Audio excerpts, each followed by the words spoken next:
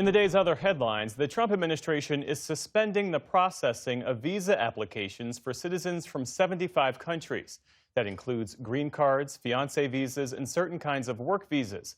Among the countries listed by the State Department today are Afghanistan, Brazil, Colombia, Egypt, Iran, and Russia. In a statement, the State Department said the pause is meant to prevent the entry of foreign nationals who would take welfare and public benefits.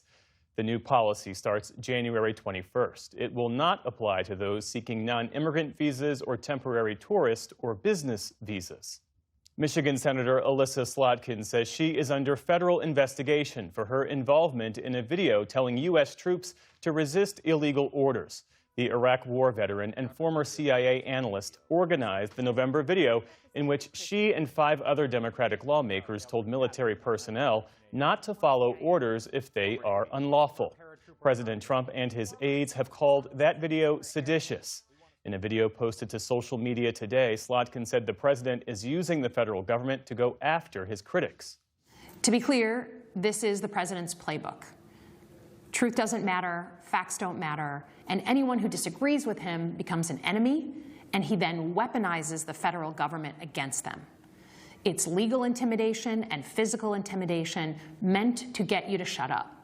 3 other lawmakers who appeared in that November video also confirmed today that they've been contacted by Trump officials.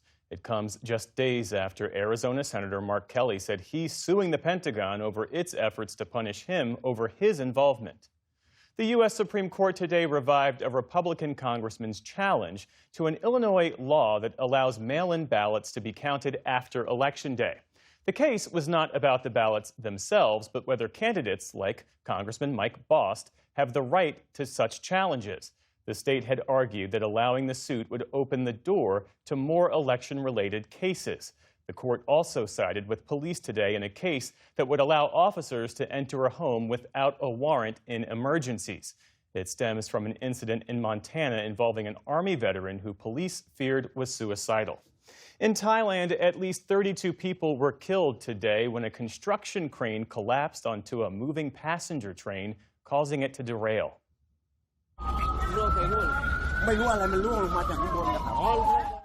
The crash site was a mess of mangled steel with crushed railway cars scattered along the tracks.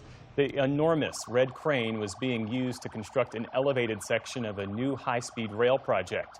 On the ground, rescue teams scoured the wreckage for survivors and tended to some of the 60 people who were injured. Eyewitnesses recalled how it all unfolded. I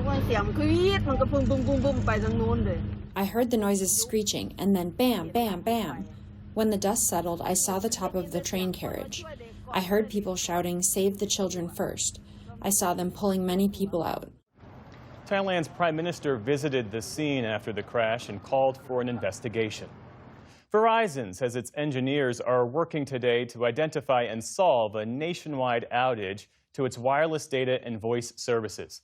According to the tracking website Down Detector, more than 180,000 users reported outages at one point today from Seattle to Atlanta to Boston.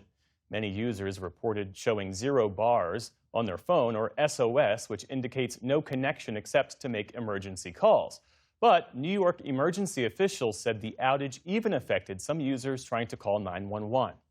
The U.S. housing market slumped for a 4th straight year in 2025. The National Association of Realtors said today that the number of existing homes sold last year totaled just over 4 million, virtually unchanged from 2024, and still at 30-year lows. It comes as prices remain high. The median home price for all of last year rose to around $414,000. There are signs of hope, though. Sales last month were the strongest in nearly 3 years when taking into account seasonal factors. Luxury retailer Saks Global filed for bankruptcy protection today. The parent company of retailers like Saks Fifth Avenue and Bergdorf Goodman has been struggling amid increased competition and a heavy debt load following its acquisition of Neiman Marcus in 2024. Saks says its stores will stay open as it restructures under bankruptcy protection. Meantime, on Wall Street today, stocks were down as bank and tech shares took a hit. The Dow Jones Industrial Average slipped around 40 points. The Nasdaq dropped more than 200 points. The S&P 500 also ended lower on the day. Still to come on the NewsHour, an FBI raid of a reporter's home raises concerns about the intimidation of the free press. Pressure and partisan divides build in Congress over several major pieces of legislation, and how a small tweak to U.S. laws could have a huge impact on hemp products. This is the PBS NewsHour from the David M. Rubenstein studio at WETA in Washington, headquarters of PBS News. Hey, just a minute before you move on, I want to say thank you for watching and for supporting us. It's you, all of our viewers, our readers, and our listeners who make everything that we do possible. So thank you from everyone here at PBS News. Support journalism you trust. Support PBS News.